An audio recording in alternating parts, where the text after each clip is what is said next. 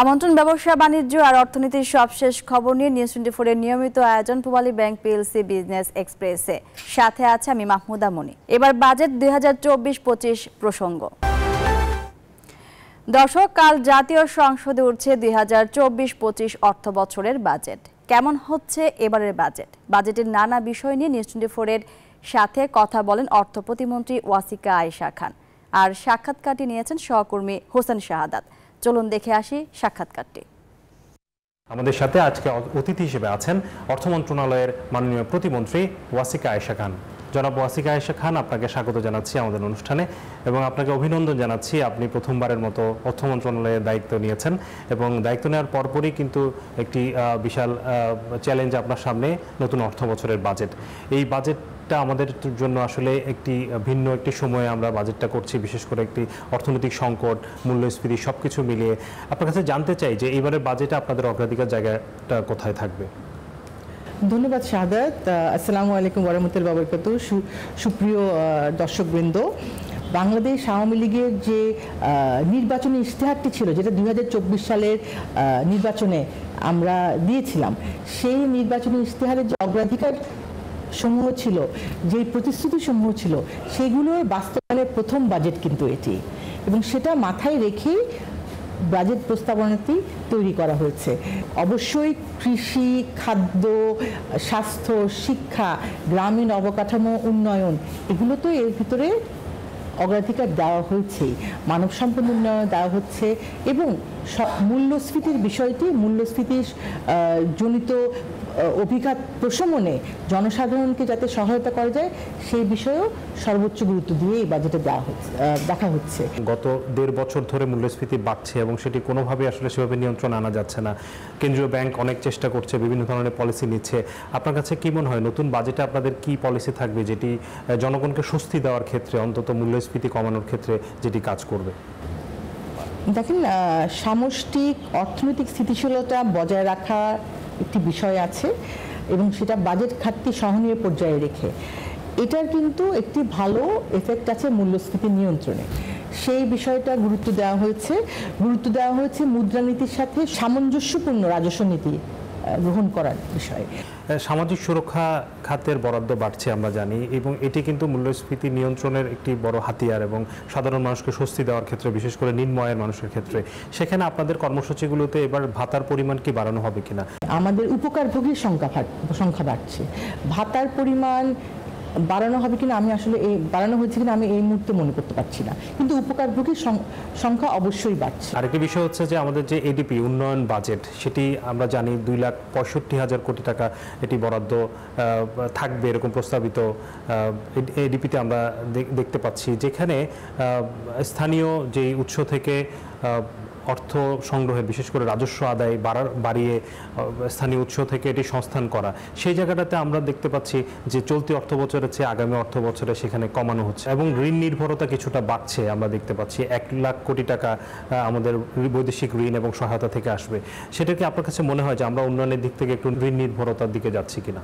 না, সেটা মনে হয় না, কারণ আমাদের অর্থনীতি সামর্থ্য আছে আরও ঋণ নেওয়ার, কিন্তু আমরা নিচ্ছি না। আমাদেরকে ঋণ দিতে সবাই আগ্রহী, অনেক রকম আগ্রহ আছে, এবং যেহেতু জলবায়ু অভিঘাত মোকাবেলায় বাংলাদেশ একটি দৃষ্টান্তমূলক জায়গায় আছে, আমাদেরকে সেগুলো ছাড়াও বিভিন্ন খাতেই আমাদেরকে ঋণ দিতে বহুজাতিক আর্থিক প্রতিষ্ঠান থেকে শুরু করে সবাই চায়, এবং এডিপি বাস্তবায়নের সক্ষমতা আসলে আমাদের বাড়াতে হবে। মানে এডিপির আকার বাড়ানোর থেকে আমার মতে যেই আকার আছে সেটা সঠিকভাবে বাস্তবায়ন, এবং এডিপি সঠিকভাবে বাস্তবায়ন করার জন্য যে সক্ষমতার প্রয়োজন, সেদিকে আমাদের নজর দিলে এটা আমি গুরুত্বপূর্ণ মনে করি। আগামী অর্থ বছরে এডিপি বাস্তবায়ন ত্বরান্বিত করতে যাতে আপনাদের যে বরাদ্দগুলো দেওয়া হয় সেগুলোকে যথাযথ সময়ে, সঠিক সময়ে ব্যবহার করা এবং সেখানে অনিয়ম, দুর্নীতিমুক্তভাবে যাতে ব্যয় না বাড়ে। আমরা দেখতে পাচ্ছি অনেকগুলো প্রকল্পে ব্যয় বাড়ছে বিভিন্ন সময়ে, সঠিক সময়ে বাস্তবায়ন না করতে পারার কারণে। সেই জায়গাগুলোতে আপনাদের কোনো নির্দেশনা বাজেটে থাকবে কিনা? যেসব মন্ত্রণালয়ে তাদের বরাদ্দ সঠিকভাবে বাস্তবায়ন করতে পারে না, তারা কিন্তু পরবর্তীতে তাদের বরাদ্দের পরিমাণটা কমে যায়, এবং সেটা একটা মানে চেক অ্যান্ড ব্যালেন্সের ব্যাপার আছে। আর আরেকটা জিনিস হচ্ছে যে সেসব প্রকল্পেই অর্থায়ন করা হবে, বরাদ্দ দেওয়া হবে, যেগুলো আমাদের জিডিপিতে, দেশের জিডিপিতে সরাসরি একটি পজিটিভ এফেক্ট রাখবে। এবং বেশ কিছু প্রকল্প এমন আছে যেগুলো হয়তো 30% বাকি রয়ে গেছে, সেগুলোতে কিন্তু প্রথমেই বরাদ্দগুলো যাবে। 30% প্রকল্প বাস্তবায়ন যেটুকু বাকি আছে সেটা হলেই কিন্তু ওইটার পুরো প্রকল্প শেষ হয়ে যাবে। একেবারে নতুন কিংবা একেবারেই এক্সপেরিমেন্টাল কোনো প্রকল্পের জন্য বরাদ্দ আসলে নিরুৎসাহিত করা হবে। আমি একটু রাজস্ব আদায়ের জায়গাটাতে আসতে চাই। আমরা জানি আমাদের ট্যাক্স জিডিপি রেশিও খুবই লো অন্যান্য দেশের তুলনায়। সেই জায়গাটাতে নতুন অর্থ বছরে রাজস্ব বৃদ্ধির জন্য নতুন কোনো পদক্ষেপ থাকছে কিনা? আমাদের ট্যাক্স জিডিপি রেশিও আসলেই অনেক কম। এই ব্যাপারটা এবার প্রস্তাবিত বাজেটে কিছু কিছু বিষয় আনা হয়েছে, যেখানে হয়তো আরও ট্যাক্সের আওতাটা বৃদ্ধি হবে। যিনি কর দিচ্ছেন তার কর আরও বাড়াবার থেকে আমরা চেষ্টা করছি আওতাটা বাড়াবার জন্য। এবার একটু ব্যাংকিং সেক্টর নিয়ে কথা বলতে চাই। ব্যাংকিং খাত আসলে এখন আমাদের অর্থনীতিতে সবচেয়ে দুশ্চিন্তার একটি কারণ, এবং এই ব্যাংকিং খাতের যেই অনিয়ম, দুর্নীতি এবং অর্থ পাচার সব কিছুই কিন্তু বাড়ছে, এবং কোনোভাবেই সরকার চেষ্টা করছে, কেন্দ্রীয় ব্যাংক অনেক চেষ্টা করছে বিভিন্ন ধরনের পলিসি নেওয়ার ক্ষেত্রে। এই জায়গাটাতে আপনাদের এই মুহূর্তে অর্থ মন্ত্রণালয়ের পক্ষ থেকে কোনো ধরনের কঠোর সিদ্ধান্তে আপনারা যাচ্ছেন কিনা যে ব্যাংকিং খাতে সুশাসন ফেরানোর ক্ষেত্রে? সেই জায়গাটাতে নতুন অর্থ বছরে আপনাদের কোনো পলিসি এমন আসবে কিনা যে পলিসির মাধ্যমে ব্যাংকিং খাতকে আরও বেশি শক্তিশালী করা, সুশাসন ফেরানো এবং এটিকে ব্যবসা বান্ধব করার বিষয়ে? যেসব ব্যাংকের একটু সমস্যা হচ্ছে তাদের সেদিকে কিন্তু বাংলাদেশ ব্যাংক যথেষ্ট দৃষ্টি দিয়েছে। আপনারা তো জানেন যে কিছু গাইডলাইন এসছে একীভূতকরণের বিষয়ে, সেগুলো ব্যাংকরা নিজের যেটা তাদের শেয়ার হোল্ডাররা তাদের সুবিধা মতো করবে, কিন্তু বাংলাদেশ ব্যাংক কিন্তু গাইডলাইন দিয়ে দিয়েছে। ব্যাংকের ক্ষেত্রে অবশ্যই আমরা সবসময় দৃষ্টি রাখবো যে আমানতকারীদের যাতে সুরক্ষা হয়, কারণ আমরা কখনোই চাবো না যে আমানতকারীদের কোনো সমস্যা হোক। আরেকটি বিষয় নিয়ে আমি কথা বলতে চাই, সেটা হচ্ছে কি আমাদের মাননীয় প্রধানমন্ত্রীর একটি খুব চমৎকার, খুবই কল্যাণমুখী উদ্যোগ, যেটা হচ্ছে সর্বজনীন পেনশন স্কিম।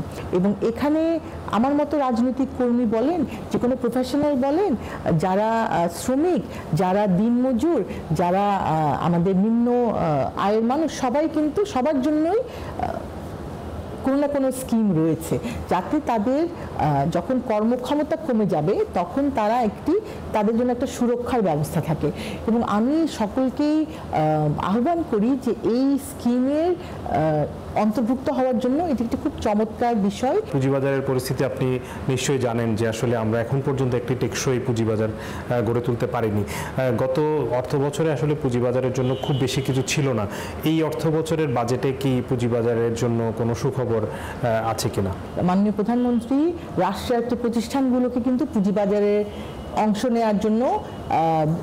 নেওয়ার জন্য উনি এটা নির্দেশনা দিয়েছেন, এবং সেই লক্ষ্যে কিন্তু কাজ করা হচ্ছে। আমাদের রাষ্ট্রায়ত্ত প্রতিষ্ঠান অনেকগুলো আছে, এবং তারা কিন্তু অনেক পুরনো, এবং তাদের কিন্তু সম্পদও অনেক। পুঁজিবাজারে যদি এই ধরনের প্রতিষ্ঠানগুলো আসে, পুঁজিবাজার অবশ্যই চাঙ্গা হবে।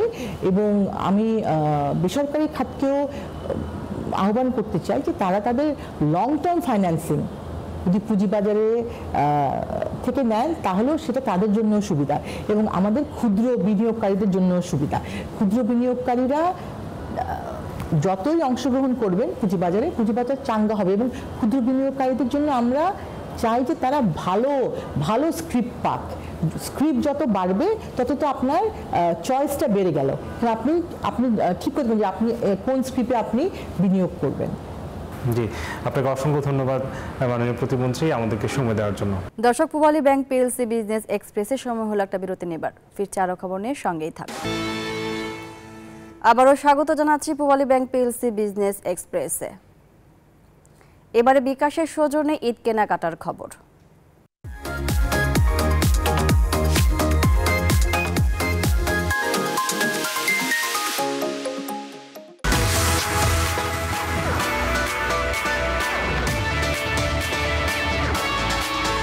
দর্শক 2 সপ্তাহের মতো সময় বাকি আছে, এর মধ্যে আমরা দেখতে পাচ্ছি যে ঈদ কেনাকাটা জমে উঠেছে। বসুন্ধরা সিটির স্মার্টেক্স আউটলেটে এই মুহূর্তে আমরা আছি এবং এখানে এসে যেটি দেখতে পাচ্ছি যে তারা কিন্তু মেয়েদের কথা চিন্তা করে প্রচুর পোশাকে বৈচিত্র্য রেখেছেন। শুধু তাই নয়, ছেলেদের কথা চিন্তা করেও কিন্তু তারা তাদের পোশাকে নানা ধরনের বৈচিত্র্য নিয়ে এসেছেন।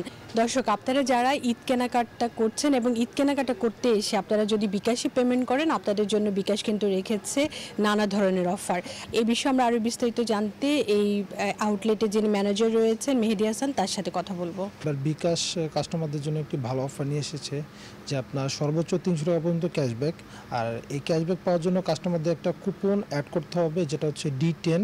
এটার মাধ্যমে কাস্টমার প্রতিদিন আপনার 100 টাকা পর্যন্ত পাবে, দিনে সর্বোচ্চ 200 টাকা। আর এই ক্যাম্পেইন চলাকালীন পাবে সর্বমোট 3 বার। দর্শক, আপনারা কিন্তু ঈদ কেনাকাটা করতে চলে আসতে পারেন স্মার্টেক্সের আউটলেটে, সেই সাথে বিকাশ অফার করে আপনারা জিতে নিতে পারেন ইনস্ট্যান্ট ক্যাশব্যাক অফার। আপনাদের ঈদ হোক আনন্দময়। এই ঈদে দেশ জুড়ে কেনাকাটার ফুর্তি হবে শুধু বিকাশে, সাথে ডিসকাউন্ট কুপন, ইনস্ট্যান্ট ক্যাশব্যাক।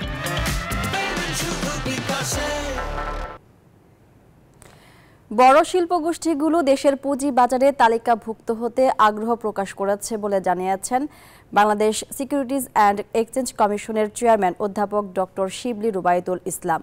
বলেন, একটি ভালো শিল্পগোষ্ঠীর 4টি কোম্পানি পুঁজি বাজারে তালিকাভুক্ত হতে আগ্রহ দেখিয়েছে। বুধবার ডিএসি ব্রোকার্স অ্যাসোসিয়েশন ডিবিএর অফিস উদ্বোধন অনুষ্ঠানে প্রধান অতিথির বক্তব্যে তিনি এসব কথা জানান। বলেন, শুধুমাত্র ইকুইটি দিয়ে ক্যাপিটাল মার্কেট এগিয়ে যেতে পারে না, এজন্য পুঁজি বাজারে নতুন নতুন পণ্য আনতে কাজ করছে কমিশন।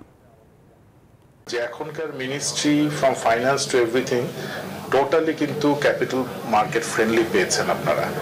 এখানে অনেক কিছুই আমাদের ফ্রেন্ডলি সিদ্ধান্ত আসবে। মাননীয় প্রধানমন্ত্রী বারবার রিসেন্টলি 1 মাসের মধ্যে 2-3 বার বলে ফেলছেন সরকারি প্রতিষ্ঠান আনেন, ক্যাপিটাল মার্কেটে সবাই লিস্টিং করেন। এইসব ওনার নিজের মুখ দিয়ে আসতেছে কিন্তু এখন। রিসেন্টলি অনেক ব্যবসায়ী গ্রুপও যাচ্ছে ওনার কাছে, অনেক ব্যবসায়িক ইস্যু নিয়ে আলোচনা করে। তো সেখানেও কিন্তু উনি বলে দিচ্ছেন যে তোমরা ক্যাপিটাল মার্কেটে যাও। আর এই ছিল পূবালী ব্যাংক পিএলসি বিজনেস এক্সপ্রেসের এখনকার মতো আয়োজন। এতক্ষণ সাথে থাকার জন্য ধন্যবাদ সবাইকে।